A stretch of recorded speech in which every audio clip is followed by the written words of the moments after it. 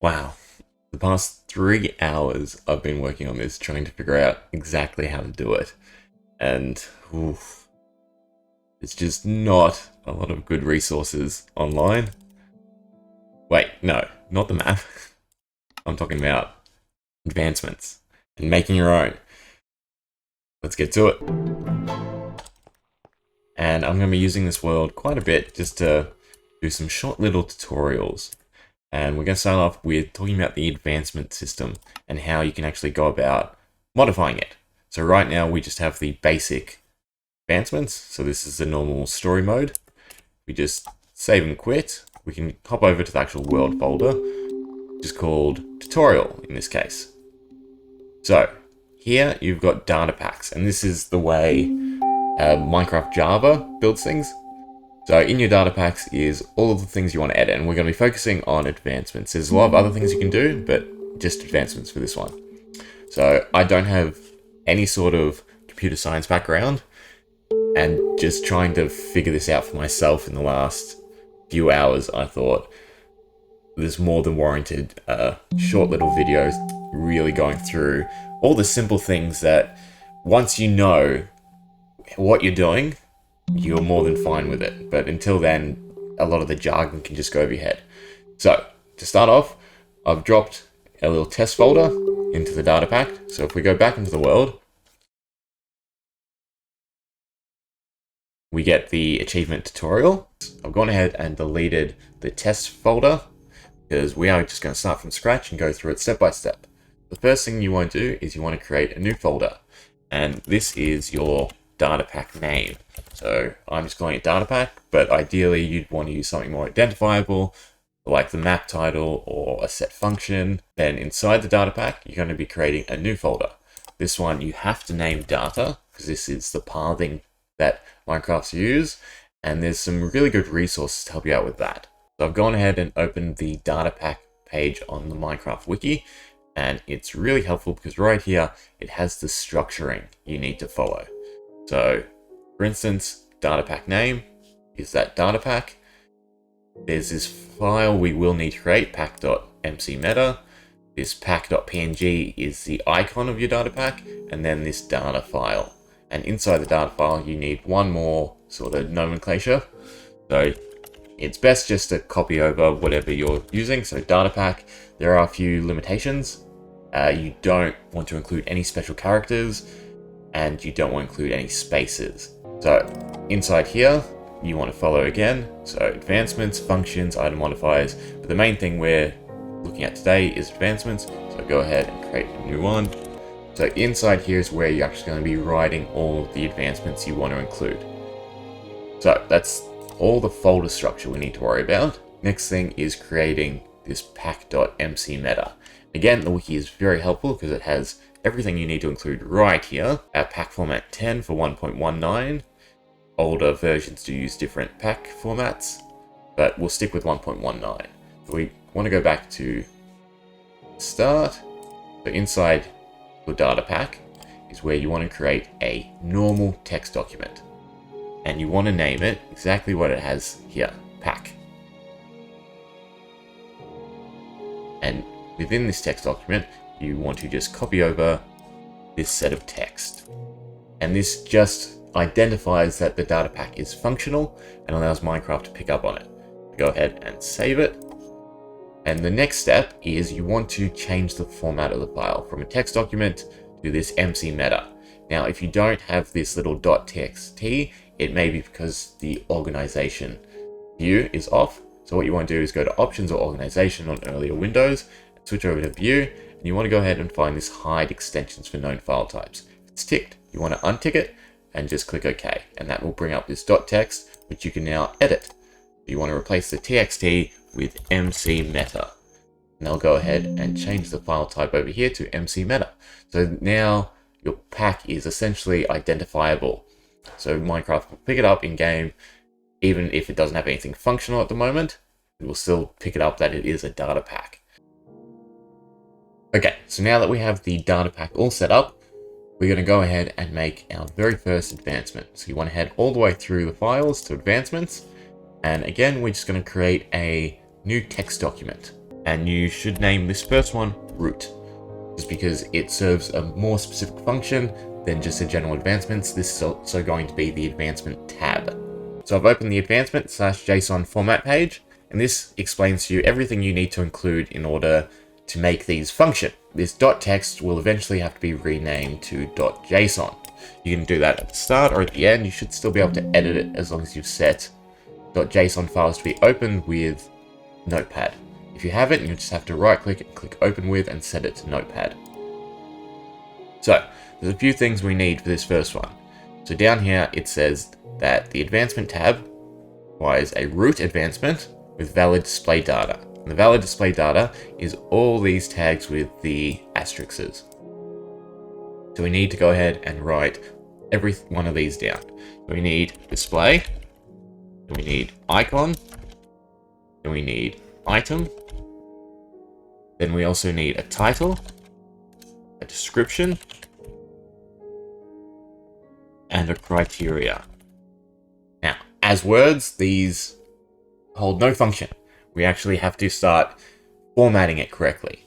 So the first big thing is each of these indents is related to an actual curly bracket. So now we can start grouping things by those indentations. So first we can see that display is linked to criteria. So that's this giant first line. So if you were to include rewards as well, the first bracket set would go from display all the way to rewards, but since we have criteria, we're doing display to criteria. Ooh, make sure they're curly brackets. The next set from display, we can see icon, title, and description are all joined together. So that means another set needs to go from the icon, which I just deleted, all the way down to description. From icon, we can see that item is grouped together. So item needs its own set as well. So that's the way the brackets work. The next big thing is your colons. And for words to actually have effect, they need to be in quotation marks. Otherwise, the game would not read it as display. They would read it as a D, then an I, then an S, then a P, then an L, then an A, then a Y. So all your phrasing needs to go into quotation marks. And then we also need that colon exactly how it's set out here. So you go ahead and put everything in quotation marks with a colon. Now, the last important bit of formatting to figure out is commas. So commas are used to separate different groups. So for instance, the root goes to display and criteria. So you'll need a comma between all the brackets that encompass everything to do with display and criteria. So that comma would go right here. The next one, we have icon, description, and title all grouped together. So icon encompasses item. So the comma will go after the brackets encompassing item. Then as for title and description, the comma will just go after title. So that separates all these bits of information into the correct groupings. So display, and then you have icon and item, title and description. And then between display and criteria, you have an additional comma. You don't need a comma after description because it's the last bit of information within that subgroup. Same with criteria, it's the last bit of information in the overall group. So now we can start inputting our actual information.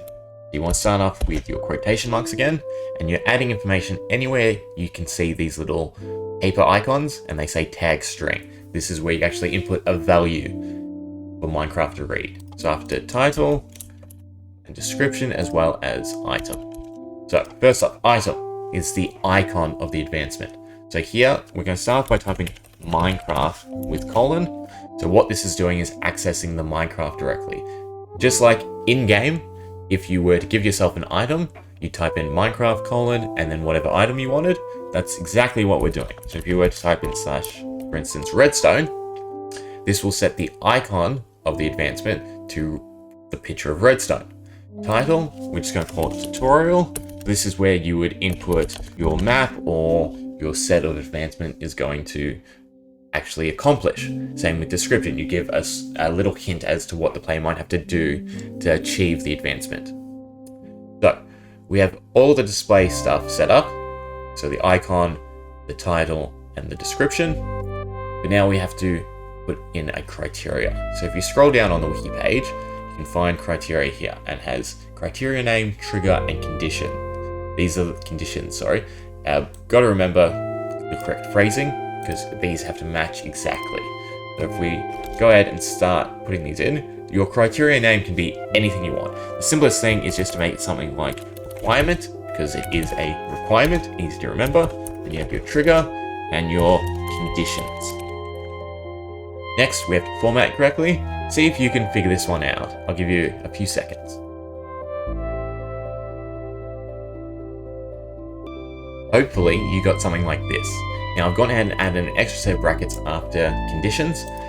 We're not going to be adding any conditions to this advancement, but given that this is the blueprint for all your future advancements, this is where you will be inputting different bits of information to actually make players have to accomplish different tasks to trigger the advancement. So we can go ahead and add the commas in the correct positioning according to the grouping. So trigger and condition are within the same group, so the joint line, so it needs a comma between the two. As for criteria and requirement, there's no other group afterwards within this bracket or this bracket, so you don't need a comma. Okay, so now the last important step is to actually assign a trigger. One we're going to be working with today is Minecraft. So again, we're accessing the Minecraft directory, and then tick. So what this means is every set of ticks, so 20 or 1 second, it's going to grant any player within the server or the world the advancement. And what that means is they will automatically unlock the tab, given that this is the actual tab advancement, not a specific advancement. There's lots of different triggers listed on the wiki with some helpful examples, but they are a bit complex and something we'll probably leave later on. So we can go ahead and save this now, and if we hop in game, we get the advancement tutorial. And we go ahead and open the tab. You can see we have our redstone dust, our title, and our description. Now, you'll notice the background. This is the last bit we're going to go through for this little episode. And you can see there these repeating squares.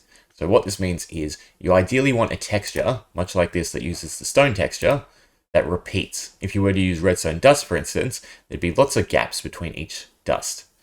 So we can go ahead and head back out of the game and open up all our documents. Now you just want to scroll back up on the wiki page to the file format, and you can see here it says background. So in between title and description, we're going to add background, format it correctly. So now we're going to be using a similar directory to up here. So we're going to start by typing in Minecraft with the colon, but we want to adjust it slightly. So this is accessing the actual game file of Minecraft, meaning you can access a bunch of different files. And for this one, we're going to be using the textures. And more specifically, we're going to be using block textures. By accessing the textures, we're just accessing that one side. So block, here you can type in any block you want. I'm going to use amethyst, so amethyst block. And the important thing is you must make it .png, because all the files within Minecraft, the textures, are PNGs. So this is an actual built entity, being redstone, whereas this is a more systematic file, being a PNG. Make sure you add your comma, because these are all grouped together, and we should be ready to go. So if we save and enter game, if I've spelt everything correct, we can go ahead and open the advancement tab and see a nice, beautiful background. So that's pretty much how you add the tab, the background, and that initial trigger. We're going to leave it there for this one, and we'll move on to adding proper advancements with complex triggers in the next one. Thanks for watching, hope you enjoyed, and hope you learned something. See ya!